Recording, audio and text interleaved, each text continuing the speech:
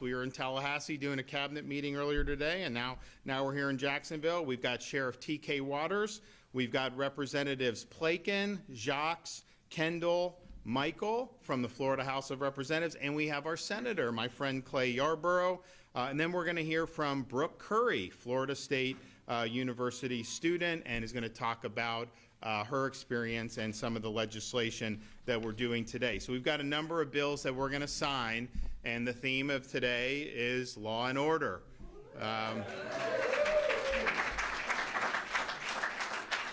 That's kind of been the theme of the state of Florida, at least since I've been around it, because we've had to deal with a lot of, I would say, pathology around the United States of America. And, you know, my job is to, like, protect you from those things so that those don't come into here. We saw it in the summer of 2020, massive looting, massive rioting in Minneapolis, in places like LA, New York City. It was a total disaster. We in Florida said we are not going to allow that to happen. We're going to stand by law enforcement. And so, you know, you didn't see what you saw there, but we also knew that it's fine to have to deal with these things, but you don't want to just kind of play whack-a-mole, and if this is going to be something people are going to try, we want to make sure that our folks are better protected. So shortly thereafter, I signed the anti-riot legislation, which said very simply,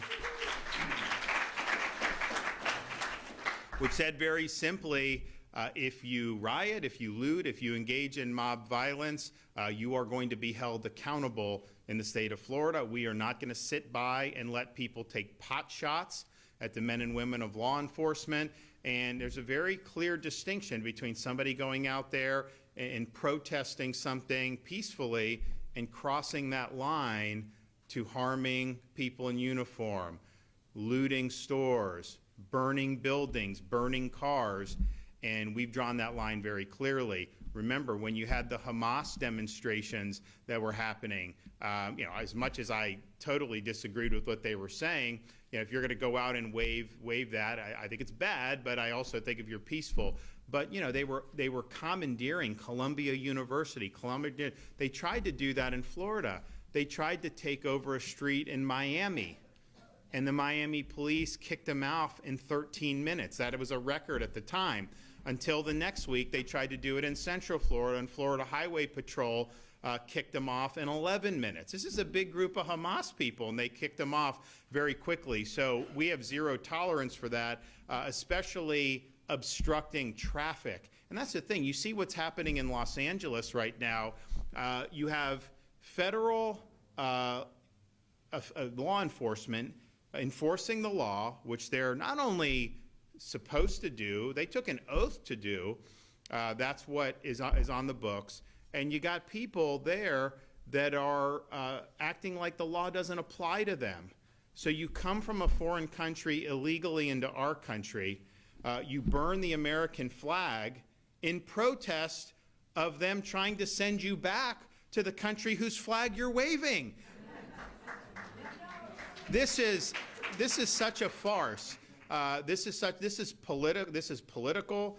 This is very ideological. But what's going on there? So you see that, and you see them burn stores. I mean, they looted. I mean, I'm watching these things. They're looting Foot Locker, the Apple Store, all this stuff, burning cars, doing all this. That would never fly in the state of Florida, not for 1 minute. You'd end up in the slammer very quickly. So you have those, and you see that what's going on. We are not going to allow that to happen in Florida. I know people are talking about, hey, there's going to be, you know, demonstrations around the country, and you know, the line's very clear. Everybody, every police department, every sheriff's department, all state agencies know the line's clear. You know, peacefully talking about what you want to do or what you want to see, or having any type of those discussions is fine.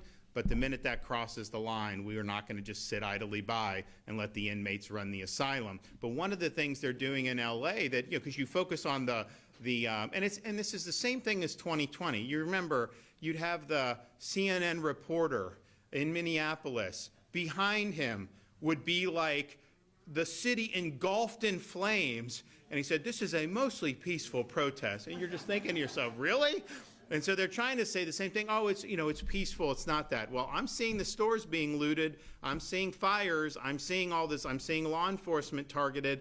But one of the things that they're doing that it seems like it's even unremarked because they're doing all these other things, they are commandeering streets and doing things like that. I mean, you can apply to like get a permit to use a street. I mean, that does happen, but they're just commandeering streets. And, that really, I think, honks a lot of people off because it's like it's already bad traffic in LA, horrible traffic. You have people that need to get their kids to school or get them to summer camp. You got people that may have medical needs. You have all these different things. And what? Some of these streets are just shut down because you have all these people that are complaining. That's wrong. And so in Florida, the streets, do not even try to shut down the streets. We're going to make sure that you don't do that. So I just look at seeing what's going over there. They've developed a sense of entitlement that the law doesn't apply to them with respect to immigration because California is a sanctuary state, and so they think that they can just kind of do this and ignore the law. That doesn't work, and so what the Trump administration's doing to enforce the law, not only have a right to do it, they have a duty to do it. That's why you get elected. That's why you take an oath to do. So I see the mayor, I see the governor making excuses for the people that are causing, all the havoc. And that's not the way we roll here. So we're committed. I don't think there's a single law enforcement agency that's not committed. We also have certain duties that we've imposed through Florida state law because I called a special session and we worked through that. All state and local law enforcement agencies are required to participate with ICE for immigration enforcement. And that's the only way you're ever going to do this and do this well. And so there's a question, occasionally you'll see like a sheriff pop off, like not TK, would say, oh, I'm not going to do it. I'm not going to do it. Really? Okay. Trust me, you're going to follow the law or you'll be out of a job. That's what's going to happen. And that's what we're going to do in the state of Florida. Now, one of the things we focused on a lot, and we've had to deal with of course, the overall unrest that the country's seen and make sure that Florida is a refuge from that. But we've also seen over many years children being left unprotected in some of these jurisdictions. And we've done more in the state of Florida to protect the innocence of our kids than any state in these United States. And I'm proud that we have done that. You remember a few years back, we signed the Parental Rights and Education Bill, making sure that you can send your kids to school without them being taught that they were born in the wrong body or that their gender is a choice. That is not acceptable, and that doesn't happen in the state of Florida. And if they try to do it in violation of the law, we now have an Office of Parental Rights in the Attorney General's office where you can submit and then they can take action to make sure Florida law is being abided by. We've also signed a series of bills to protect children from indecent exposure in public venues. Some of these sexually explicit things that they're trying to do with these kids, you have like 10-year-old kids. No, that's not appropriate, and we've put a stop to that in the state of Florida. We've also been very concerned with social media and what happens with our youth with social media. So we signed legislation last year which basically put some teeth into the federal law, which already said that you had to be over 14 to get your own account. But basically, if you're 15 and under, you need parent permission to get it if you're 14 and 15, and then under 14, you can't get your own account. Now, parents can let their kids use their accounts, whatever. We're not going to police that. But what we're doing is we're telling the social media companies, don't issue an account unless they're a certain age with parent permission or above that age, and if not, you'll face consequences. And I think the reason why we've had to do that is because it used to be growing up, there would be different types of threats to the innocence of youth. You'd be out playing, some predator comes up in a van, tries to entice kids in. I'm not saying that doesn't happen, it still does, but now with these devices, these predators can get into your home. Kids play video games, these guys can go in and entice them. So the risks are so much more than they were, say, when I was growing up as a kid. And parents want to be able to protect their kids, and there are things that we've been able to do to be able to help that. But make no mistake, these sexual predators will stop at nothing to be able to harm kids. And when you have a kid that is abused by these sexual predators, the abuse doesn't stop at that minute, the minute it ends. It's a lifelong scar. It's something that they have to cope with for the rest of their lives, and it really robs our kids of their innocence. And so we are very much strong and holding the line on that. I signed legislation last year to protect children from adult groomers attempting to prey on their innocence. This prohibited an adult from engaging in a pattern of communication to a minor that includes explicit and detailed verbal descriptions of sexual activity, because that's a lot of how these guys operate. They try to earn trust, and then they go into these areas, these forbidden areas. We've also increased penalties for child exploitation crimes, such as promoting sexual performances or possessing child pornography. We've also established a grant program within FDLE to create online sting operations to target sexual predators, and we created stricter guidelines for sexual offender registration. So we've done a lot, but today we're going to do more. So I'm going to sign a series of bills that are going to make Florida remain as the #1 state in the country for the protection of our kids. First, HB 777 strengthens Florida's laws against luring or enticing children by expanding the definition of the crime, increasing penalties, and eliminating certain defenses based on a child's misrepresented or mistaken age. I'm also signing HB 1351, which strengthens registration, reporting, and verification requirements for sexual predators and offenders in Florida. The bill also enhances accountability and improves law enforcement monitoring of offenders' location and employment activities. You know, some of these offenders, they exploit loopholes in the system to be able to set up shop in certain communities, acting like they're just visiting or going back. And so this plugs that loophole so that if they're going to spend time here in Jacksonville, you're going to know that they're spending time here, and they're going to have to report that so that you can protect your kids.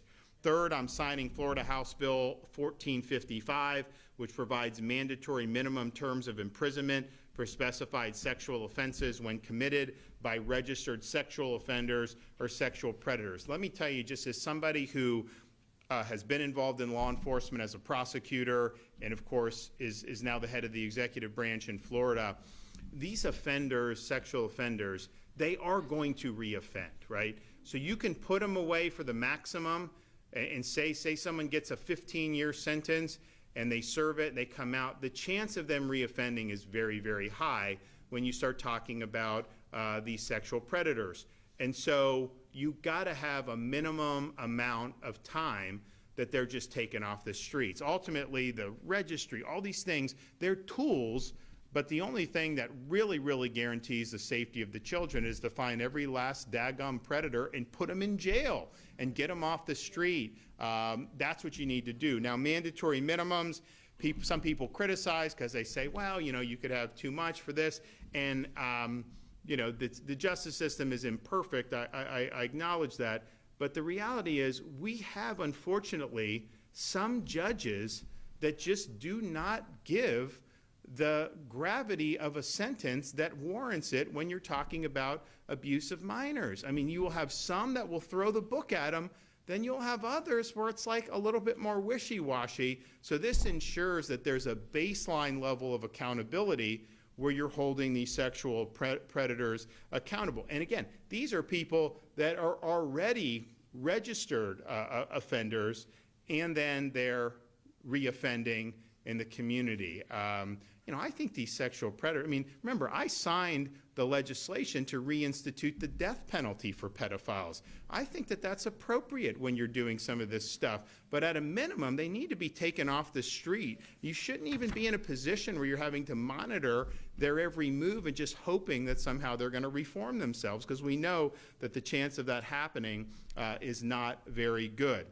We also have on the docket SB 1804, which establishes capital human trafficking of vulnerable persons for sexual exploitation as a new capital felony offense. And so it's kind of piggybacks on what we did on the child sex abuse, but brings that into the human trafficking realm, which is a huge, huge problem in the world, and certainly in the United States of America. So I'm glad that we are doing really significant efforts to continue to fight human trafficking. Now, we also have with us today, as I mentioned, Brooke Curry, a Jacksonville teenager whose personal experience with AI-generated explicit imagery catalyzed legislative action in Florida this session. And accordingly, I'm going to be signing HB 1161, Brooke's Law, to strengthen protections for individuals whose images are used in non-consensual, sexually explicit, deep fake content by requiring covered online platforms to implement a notice and removal system. So these are people that are manipulating this stuff, but they can do it so well that a lot of people think that this is authentic, and just think of what that does as somebody who gets victimized by this. And so Florida law does not currently provide a mechanism by which victims can request the removal of these altered depictions without consent. So Brooke's Law will protect victims of digital sexual abuse by ensuring victims of deepfake exploitation have a clear, enforceable process to remove damaging material. Also requires covered platforms, such as websites and online services, to remove altered sexual depictions and copies of such depictions from their platform upon request of the victim within 48 hours. It also prevents legal overreach by maintaining platform immunity for good faith compliance, avoiding the chilling effects on speech or over-moderation. And then finally, the bill gives platforms room to design their own processes while enforcing a baseline level of accountability. I want to thank Brooke for her courage to come forward and to lead this effort. I think it's really important, and it also raises the issue of this whole artificial intelligence. You know, they're talking about in Washington banning states from being able to regulate it at all for the next 10 years. And as governor, I want to be able to provide protections for you working with the legislature if that's warranted. This stuff is progressing so quickly, but you will absolutely get to a point where they can just take you, they can put words in your mouth and do a video, and you're basically saying something that's the opposite of what you actually believe, and they can make you do, they can have you depict you doing awful things. That's not the world that we want to live in, and so I think that the states need to be able to retain their ability to handle the emerging AI issues. You know, we're not going to run away from it. We know it's going to be a part of military operations. It's going to be a part of a lot of things. Although I will say this, you know, they talk about the power of it, and there's a lot of things that are powerful about it, but there's also a lack of common sense in some of these AI things. I mean, like, sometimes they just don't, they can't reason like a human being does, and so there's not only dangers with how good it can be, but there's also dangers by employing it without recognizing some of the limitations and the flaws that it has, because I've seen that firsthand, and I've had to go in and fight with like Grok or some of these and say, wait a minute, that's wrong. Oh yeah, you're right, I saw that. And then like they admit they were wrong, but I'm like, why were you wrong the first time? So this is a really significant issue of all the different things. I mean, how people's privacy is going to be respected or not,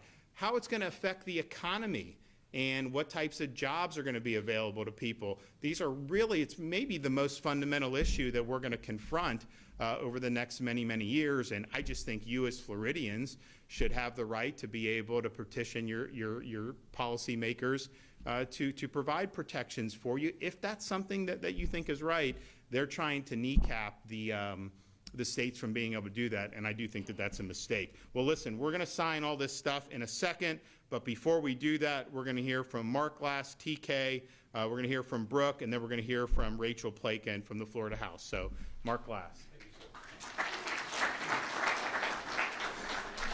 And good morning, and thank you for coming to JROC, the Jacksonville Regional Operational Center for FDLE. And this is your FDLE, and you got to hear our great governor talk about the things the state of Florida is not going to put up with. And I'm going to tell you, it is great to work in my position and to let you know that FDLE has the ball. One thing we do is look out over the horizon, see what's coming at us, the changes in techniques, tactics, and procedures. And what we do, cyber is that battleground, that new battle space we all have to deal with. And I'm proud to be here, be with you, Governor, protecting our children, supporting our victims, and holding our predators accountable. And to be able to stand over here and watch him sign 4 of these bills is amazing. And I'm so thankful for that.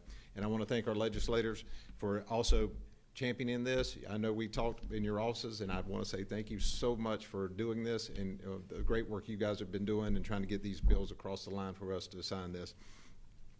Deep fakes. Let's talk about 1161. You heard the governor talk about AI. AI is getting more dangerous. We do not have time, like he said, to wait on the federal government to do 10 years worth of you stand by while we figure it out. We can start figuring it out now. I have some of the best cyber experts working for FDLE. You have the best cyber experts working for FDLE, and we're working with our sheriffs, local chiefs. We're working with all our other state organizations and also our victim services. So what we're trying to do is get ahead of the game.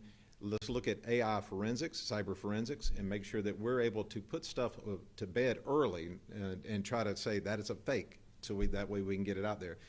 But with 1161 allowing us to go after these different platforms to say that you take that off now and take it from your systems and scrub it. The more you scrub it from your systems, the better.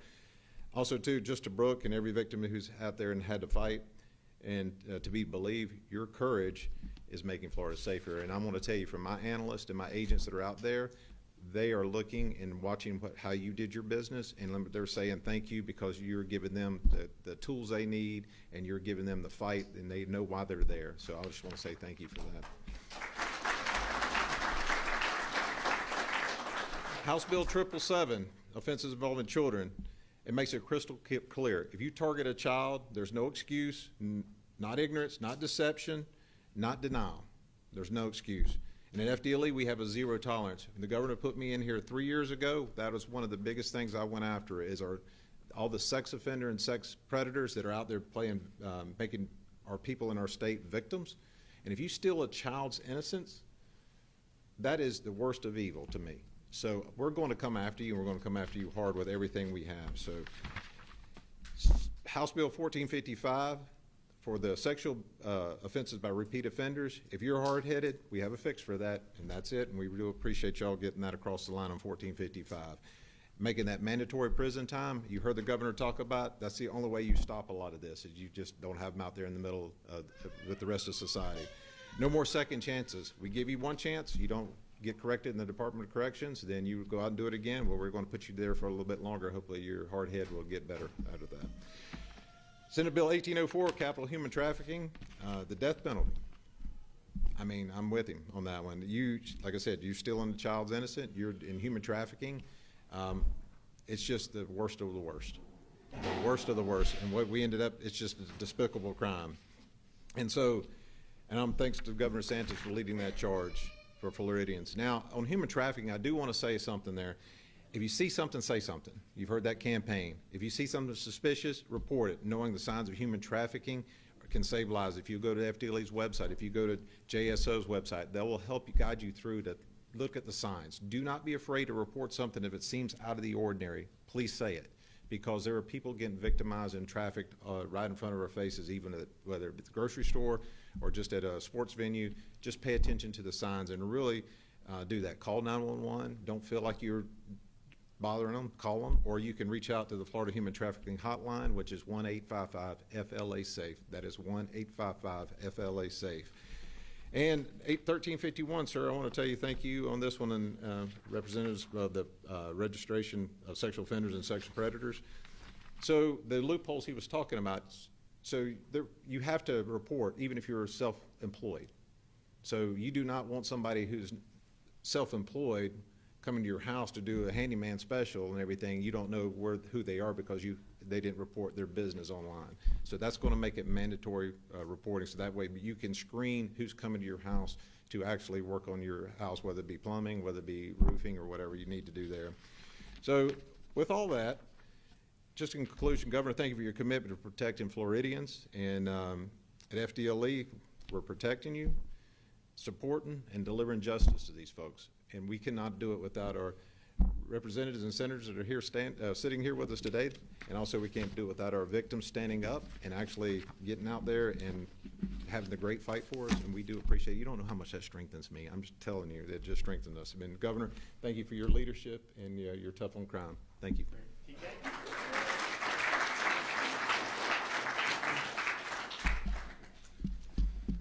Governor, thanks for having me here today. Thank you all for having me. It's an honor to be here today and with our governor, our local and state leaders for this important occasion in Florida, which gains several new means to combat exploitation of our children and other vulnerable citizens. As a father, grandfather, and a career police officer, I know that there is no more vital role for law enforcement than the protection of our kids. By their age and inherent dependency, children are vulnerable. Now more than ever, our children face dangers. And I could have handled it a lot better. Outer Bridge has another court hearing coming up soon, and yes, it's